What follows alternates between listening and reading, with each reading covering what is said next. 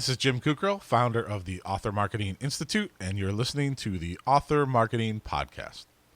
If you're unfamiliar with the Author Marketing Institute and this podcast, you can learn more by visiting www.authormarketinginstitute.com.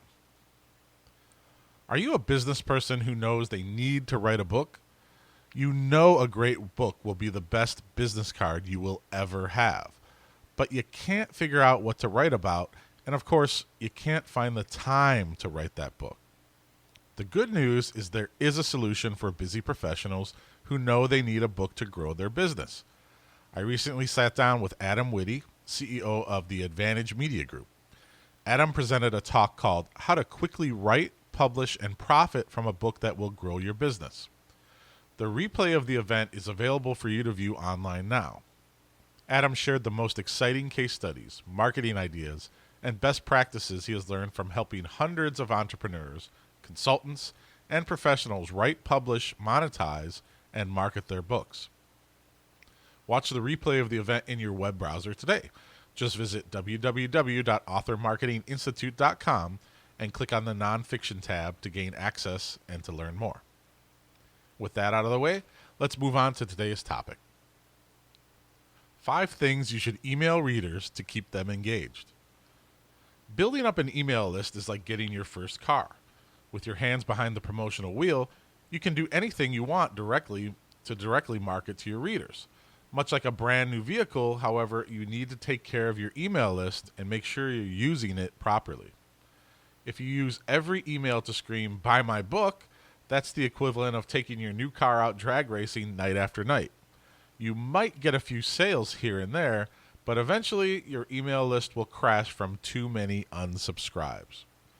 Instead of using your list primarily to sell, you should figure out how to make a better connection with your readers.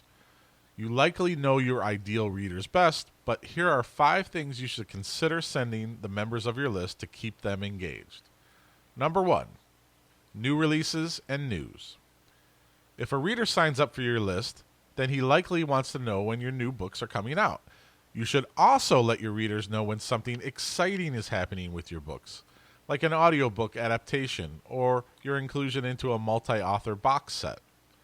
Aside from notifying your readers about any book discounts, it's a good idea not to go out to the well too many times.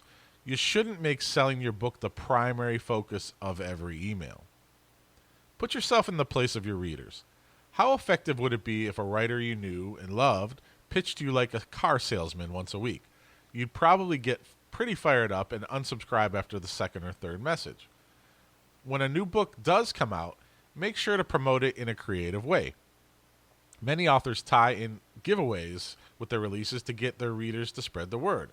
You can use a platform like Rafflecopter or King Sumo to turn your release into a viral event.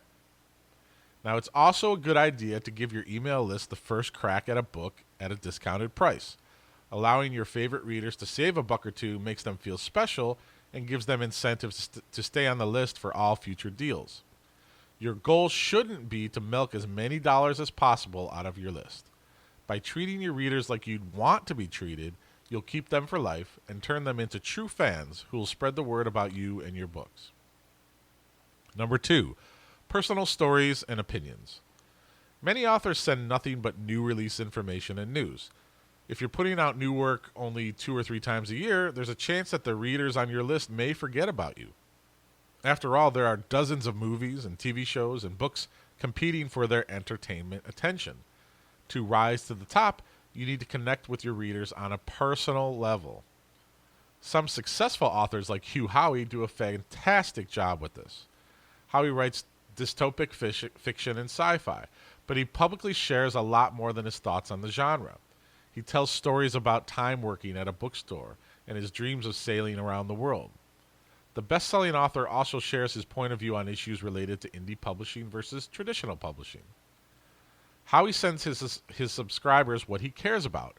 It's possible that some or many of his readers won't care about every post, but what do they care about is connecting with someone who has made himself open.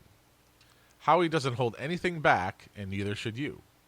Consider writing about your journey as an author. Write about your successes and your struggles.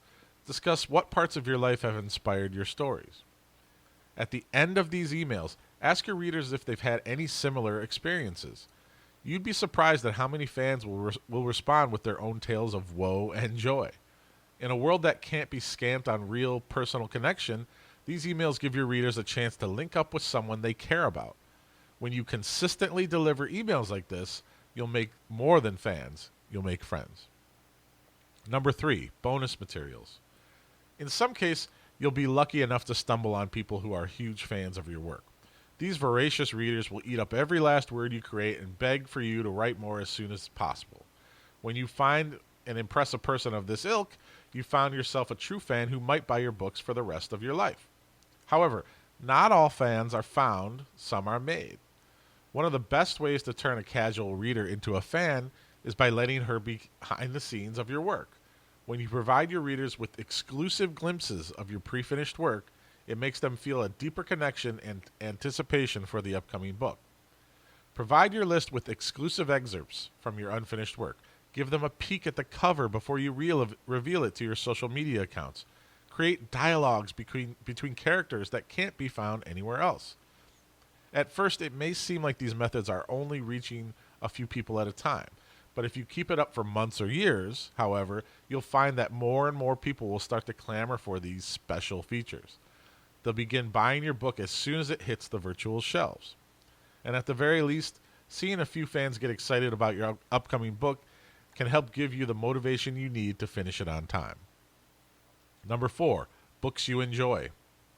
In this golden age of indie publishing, some of your superfans are likely reading your work of multiple authors at once. They do this partly out of necessity, as their voracious reading habits would never be satisfied by one book every 3 or 4 months. One of the best ways to keep your 2-book-a-week readers happy is to give them recommendations of books you love. It's a questionable sales practice to send readers away from your list and to the books in the list of others, but it's a great way to form camaraderie. When you share your favorite books of your year, or the ones you have shaped your career, you open the possibility of connecting with your readers over your mutual admiration. There doesn't have to be an iron wall between you and your fans. When you and a reader love the same book, you can encourage a deeper connection between the two of you. As you create a stronger bond with more readers, they'll be more likely to read all of your emails and buy your books in the future. At the same time, you'll be able to show your support for another author who's likewise trying to link up with her own fans. Number 5, gratitude. Readers who are willing to hunt for and open your emails in the midst of spam, advertisements, and work correspondences deserve your thanks. While you should thank your fans in all of your emails every so often, it's important to devote an entire email just for gratitude. Authors live in an amazing time where words that once sat on their hard drives can now be broadcast out into a world without gatekeepers. When a person is willing to read those words and request to read all the pages you'll ever put out for the foreseeable future, you should give them a hearty thank you. You can write about how gathering fans and connecting with them has made you feel. Once you've expressed your emotions, you can add some kind of gift to show how much you care. Maintaining your vehicle. It's exciting to see a reader agree to sign up to your list. It's even more rewarding to give the fans what they want and let them become a deeper part of your writing life. There'll be bumps in the road, and you'll make an occasional wrong turn. But if you commit to showing your readers who you really are, your true fans are bound to stick around for the whole ride. And that will conclude today's podcast. To see a transcription of the show and to access other book marketing content, please visit www.authormarketinginstitute.com. You can also learn about our latest events for authors or get access to our Author Marketing Academy Learning Center. And of course, become a member of the Author Marketing Club, a 25,000 plus author member community. That's www.authormarketinginstitute.com. All right, let's wrap it up for today. I'm Jim Kukral, founder of the Author Marketing Institute, and we'll be back again for another show soon. Thanks again for listening, and don't forget to leave us a review on iTunes, and share the show with your author communities and friends. We would be grateful for your help in spreading the word. Bye for now.